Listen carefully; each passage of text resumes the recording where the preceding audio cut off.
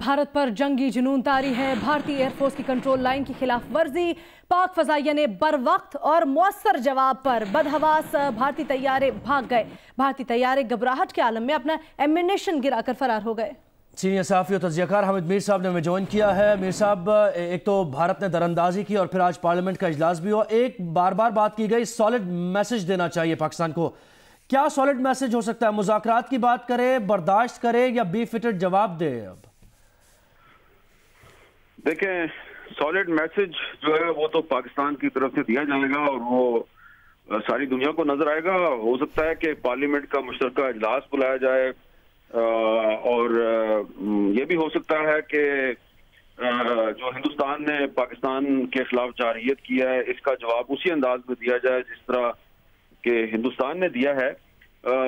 पाकिस्तान हर तरह का जवाब देने की मुकम्मल सलाहियत रखता है, तो हमें इंतजार करना चाहिए। क्योंकि आप देखें कि इस वक्त हिंदुस्तान में जो सूरत हाल है वहां पे टोटल कंफ्यूजन है और अब उनके मीडिया में वो लोग जो कुछ दिन पहले तक जंगी जुनून का हिस्सा नहीं थे वो भी मजबूर हो गए हैं और वो भी अब अपनी एयरफोर्स जो है उसके लिए ढोल पीटने में मसरूफ हैं। लेकिन जो कंफ्यूजन क्रिएट हुई है वो उनका जो इंडिया के फॉरेन सेक्रेटरी हैं विजय गोखले, उनकी प्रेस ब्रीफिंग के बाद कंफ्यूजन क्रिएट हो गई है। क्योंकि विजय गोखले साहब ने कोई क्वेश्चन नहीं लिया। अब अगर ये एक सक्सेसफुल स्ट्राइक थी, अगर हिंदुस्तान ने वाकई एक बहुत कामयाब हमला किया जैश मोहम्मद के खिलाफ, तो फिर तो उनके डिफेंस मिनिस्टर को या उनकी फॉरेन मिनिस्टर को बैठकर इसका क्रेडिट लेना चाहिए था। कोई सबूत शेयर करते वो मीडिया के सामने, मीडिया जितने भी सवालात करता उनके पास हर सवाल का जवाब होता। लेकिन उन्होंने एक कैरियर डिप्लोमेट जो कि एक सरकारी मुलाजिम है उसको एक लिखी हुई स्टेटमेंट उसके हाथ में थमा दी। उस बेचारे ने वो स्टेटमेंट पढ़ दी, फिर सवालों का जवाब नहीं लिया और वो मौके से फरार हो गए। अब उसके बाद अब उनके पास कोई रास्ता नहीं है। तो इस वक्त इंडिया के बहुत से जो क्रेडिबल जर्नलिस्ट हैं और एक दो ने मेरे साथ भी अपना प्रॉब्लम शेयर किया है, उनको फोर्स किया जा रहा है जी कि अब आप ये ट्वीट कर दें या कहीं अपने प्रोग्राम में बात कर दें या कोई किसी आर्टिकल में लिख दें कि जनाब हमने जो हमला किया है हिंदुस्तान ने वो लाइन ऑफ कंट्रोल के आसपास नहीं किया, बल्कि वो खैबर पख्तूनख्वा का इलाका जो बालाकोट है जो 2005 के ज़ल्ज़ले में बर्बाद हो गया था वहां पर हमला किया है। और भी एक जो उनकी सीनियर जर्नलिस्ट हैं शीला भट्ट, उन्होंने तो ये भी ट्वीट कर दिया कि उनको ये बताया गया कि 600 से लेकर 650 तक कैजुअलिटीज हुई हैं। अब इस पर सिवाय हंसने के हम क्या कर सकते हैं? तो अब हिंदुस्तान में मीडिया को इस्तेमाल करने की कोशिश की जा रही है, उनके जरिए डिसइंफॉर्मेशन फैलाने की कोशिश हो रही है। तो वहां पे मुझे लगता है कि एक जो कंफ्यूजन क्रिएट हुई है उसकी वजह से मोदी साहब की एम्बेरसमेंट में इजाफा होगा। और लेकिन दूसरी तरफ आप देखें पाकिस्तान में पार्लियामेंट का जो मुश्तरका इजलास है उसका मुतालबा किया जा रहा है और अगर पाकिस्तान में पार्लियामेंट का मुश्तरका इजलास बुला के कौम को एतमाद में लिया जाता है तो ये बहुत बेहतर होगा। लेकिन मुझे लगता ही है कि इस वक्त जो सुबह से पाकिस्तान की सियासी और फौजी क़यादत जो आपस में सलाह मशवरा कर रही है, तो जिस तरह का हम हिंदुस्तान ने हमला किया है तो उसका जवाब सियासी तौर पे भी दिया जा सकता है और गैर सियासी तौर पे भी दिया जा सकता है। ठीक है हामिद मीर साहब, आप भी हमारे साथ ही रहेगा। इसी दौरान सलीम साफ़ी साहब ने हमें ज्वाइन किया है। सलीम साफ़ी साहब, आज पार्लियामेंट में मुतालबा किया गया, कौमी असम्बली में मुतालबा किया गया है कि पार्लियामेंट का मुश्तरका इजलास बुलाया जाए। एक तो इस पे, दूसरी बड़ी अहम चीज़ एक जो हमारे पार्लियामेंटेरियंस ने उठाई है वो है OIC के इजलास में सुषमा स्वराज की बतौर मेहमान खुसूसी शिरकत, उनको मदऊ करना। इसके खिलाफ इसकी बड़ी मजम्मत की गई है, इसके खिलाफ आवाज़ उठाई गई है और मुतालबा किया गया है कि OIC ममालिक में वफ़द भेजा जाए, बाकायदा तौर पर आलमी सतह पर इसकी मजम्मत की जाए। इस पर क्या कहेंगे? देखिए, जहाँ तक पार्लियामेंट का मामला है तो मैं समझता हूँ कि अपोजिशन का मुतालबा बिल्कुल दुरुस्त है। न सिर्फ ये कि जॉइंट सेशन बुलाना चाहिए, बल्कि मैं तो ये तजवीज़ करूँगा कि फ़ौरन ऑल पार्टीज कॉन्फ्रेंस भी बुलानी चाहिए और उसके लिए हुकूमत को खुद ही आसिफ अली जरदारी से लेके मियां नवाज शरीफ या शहबाज शरीफ तक और मौलाना फजल रहमान से लेके अस्फंदियार वली खान और सबको दावत देनी चाहिए ताकि कौमी हमाहंगी का एक पैगाम चला जाए।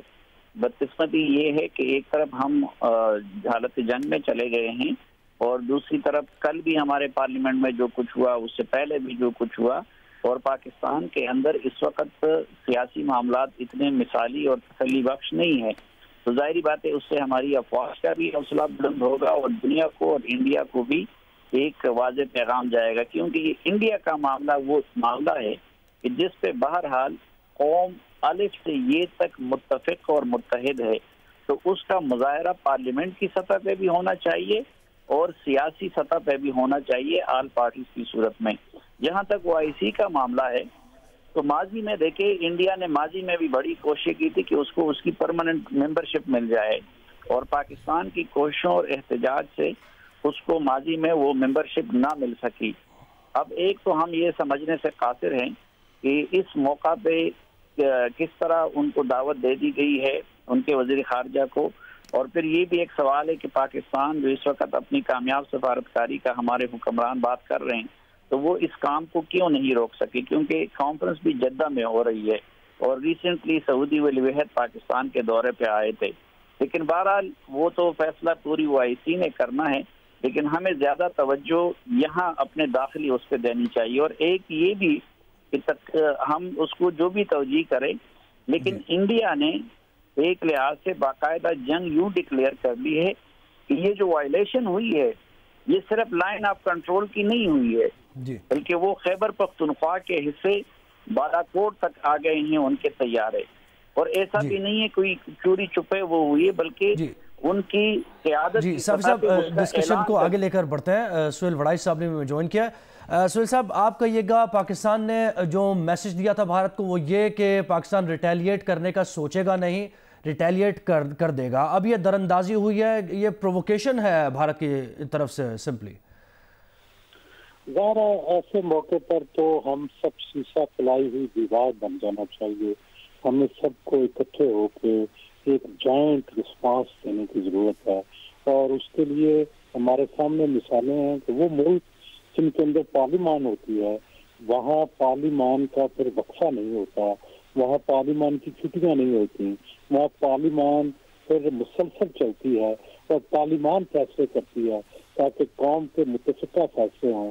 तो मेरा ख्याल है कि फौरन पार्लियामेंट का इजलास होना चाहिए मुश्तरका का, और ये इजलास वो वक्त जारी रहना चाहिए जब तक हम जवाबी जो रिस्पांस है, जो मैयत रिस्पांस है, वो क्या देंगे, किस तरह से होना चाहिए, इंटरनेशनल सिचुएशन को कैसे डील करना चाहिए। और सबसे बड़ी बात यह है कि आप दो जंगें अफोर्ड नहीं कर सकते, एक इंटरनल जंग और एक एक्सटर्नल जंग। जब एक्सटर्नल जंग हो तो इंटरनल जंग बंद कर देनी चाहिए।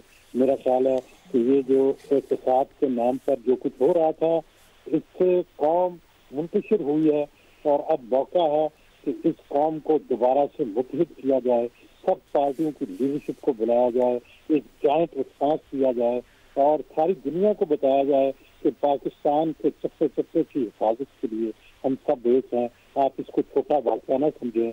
ये भारत ने ये पहली दफा पूरी 70 साल तारीख में पाकिस्तान के अंदर घुसकर बगैर जंग का ऐलान किए ये आने की जरूरत की है, और इसका मतलब ये है कि कोई भी खिता, कोई भी इंच अब महफूज नहीं रहेगा अगर हमने जवाब ना दिया, अगर हमने इसका दिफा न किया, अगर हम इकट्ठे न हुए, अगर हमने मैयत रिस्पांस न दिया। तो मेरा ख्याल है कि सबसे बड़ी बात है कि सब मुतहिद हो। जिस तरह हमने जो दहशतगर्दी के खिलाफ जंग पर, जिस तरह APS स्कूल पर हमले के खिलाफ हम सब मुतहिद हुए थे, जिस वक्त इमरान ने धरना खत्म कर दिया था, इस वक्त हम सब इकट्ठे हो गए थे। अब भी मेरा ख्याल है कि सारे पॉलिटिकल लीडर्स को बुलाना चाहिए, जो जेल में हैं उन्हें रिहा करना चाहिए, और सबको बुलाकर एक जॉइंट रिस्पांस जो है वो आप जाहिर करें। कौम परस्तियों को भी बुलाएं, मजहबी रहनुमाओं को भी बुलाएं, और एक ऐसा रिस्पांस दें जिससे सारी दुनिया को ये मैसेज जाए कि हमारे अपने झगड़े अपनी जगह, लेकिन ऐसी सूरत में हम सब इकट्ठे हैं।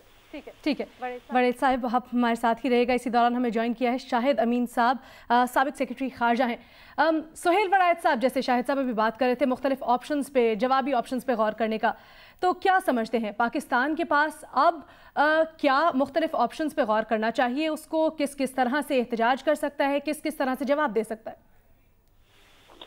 देखिए, मेरा ख्याल है कि अगरचे बहुत बड़ी प्रोवोकेशन है, बहुत ज्यादती है पाकिस्तान के मेन लैंड के ऊपर आना, लेकिन हमें फिर भी बहुत सोच के, और उसका मैं कह रहा हूँ कि कलेक्टिव लीडरशिप जिसमें हमारी दिफाई स्ट्रेटेजी के लोग हों और हमारी पॉलिटिकल और जो हमारा मुल्क के जितने नुमाइंदे हैं वो सब इकट्ठे हों, और फिर एक मैय्यर रिस्पांस तैयार किया जाए कि हमें कितना जवाब देना है कि आइंदा ये काम ना हो और भारत को मैसेज भी जाए, लेकिन कुछ ऐसा भी हो कि एटमी जंग के शोले ना भड़कें, कुछ ऐसा भी हो कि जिससे हम वार मॉन्गरिंग को हवा ना दें, कुछ ऐसा भी हो कि जिससे हम पर से इल्जाम उतरे और भारत पर इल्जाम लगे।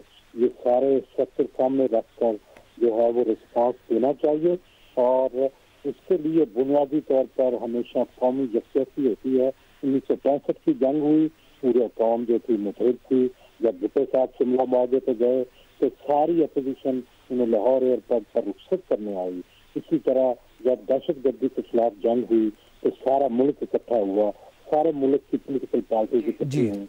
अब भी वो मौका आ गया है कि सब पोलिटिकल पार्टीज, मैं तो कह रहा हूँ जो जेल में बैठे हैं नवाज शरीफ, उनको भी रिहा करके इस ऑल पार्टी कॉन्फ्रेंस में बुलाया जाए, और ताकि सारी दुनिया को मैसेज जाए कि हमारे अपनी लड़ाइयाँ, झगड़े, जेल जाना ना जाना, मुकदमात, वो अपनी जगह, लेकिन जब हमें कोई कौम ललकारेगी, जब कोई मुल्क ललकारेगा, तो फिर हम सब इकट्ठे हैं। ऑल पार्टीज कॉन्फ्रेंस की आप बात कर रहे हैं। सीनियर सहाफ़ी तजज़ियाकार सुहेल वड़ाई साहब भी हमारे साथ हैं, और साबिक़ सेक्रेटरी खारजा शाहिद अमीन साहब ने भी हमें ज्वाइन किया है। शाहिद साहब, आप कहिएगा, जैसे एक मेजर्ड रिस्पॉन्स की बात हो रही है और वज़ीर खारजा ने भी कहा कि पाकिस्तान मुनासिब जवाब का हक़ रखता है, तो आपका तजुर्बा भी है, आपकी फील्ड भी है, ये कैसे एक मुनासिब जवाब, मेजर्ड रिस्पॉन्स क्या हो सकता है? बड़ी वेग सी अभी बात लगती है। देखिए, यकीनन कोई ना कोई फौजी रिस्पॉन्स तो देना पड़ेगा, और जैसे कहा गया है कि हमारी अफवाज ने इस बारे में कोई ना कोई तयन भी किया हुआ है कि क्या टारगेट होगा उनके जहन में। लेकिन ये कि साथ में इसमें हमें यूनाइटेड नेशन सिक्योरिटी काउंसिल को भी फौरन अप्रोच करना चाहिए, इस इशू को at the international level raise करना चाहिए। एक बैनुल अक़वामी कानून की खिलाफ वर्जी की गई है, हम के लिए एक बड़ा शदीद खतरा है, तो ये वो मौका है जिसके लिए सिक्योरिटी काउंसिल बनाई गई है। तो इस मामले को हाईलाइट करने से भी इंडिया के ऊपर एक किस्म की मजम्मत भी होगी और प्रेशर भी पड़ेगा। लेकिन ये साथ में याद रखा जाए कि हिंदुस्तान पाकिस्तान न्यूक्लियर ताकतें हैं, इसमें एहतियात की भी बहुत जरूरत है। जो कोई भी जवाब है जो मुतनासिब होना चाहिए, ये एक्सेसिव जवाब नहीं होना चाहिए कि उसका एक काउंटर जवाब आए। तो ये मौका है, एक तो कौम को बिल्कुल मुत्तहिद होना चाहिए, इसमें डाइवर्स वॉइस आवाजें नहीं आनी चाहिए। दूसरे, हमारे अफवाज को जो भी एक्शन लेती हैं फौरी तौर पे एक्शन लें, देर मत करें और मुतनासिब एक्शन लें। साथ में ये कोशिश करें कि एक मजीद एस्केलेशन ना हो। ठीक, हामिद मीर साहब, ऐसी जैसे हम हामिद मीर साहब भी हमारे साथ मौजूद थे, सुहेल वड़ाई साहब भी हमारे साथ मौजूद थे, और साबिक़ सेक्रेटरी खारजा शाहिद अमीन साहब भी अपने तज्ज़िये से, अपने तजुर्बे से हमें आगाह कर रहे थे। Watch your favorite Jio TV shows and programs anywhere, anytime, only on Sling TV. Enjoy the freedom of no long-term contract and free 8-day replay, making your favorite shows available for 8 days after they air. For more details, visit sling.com.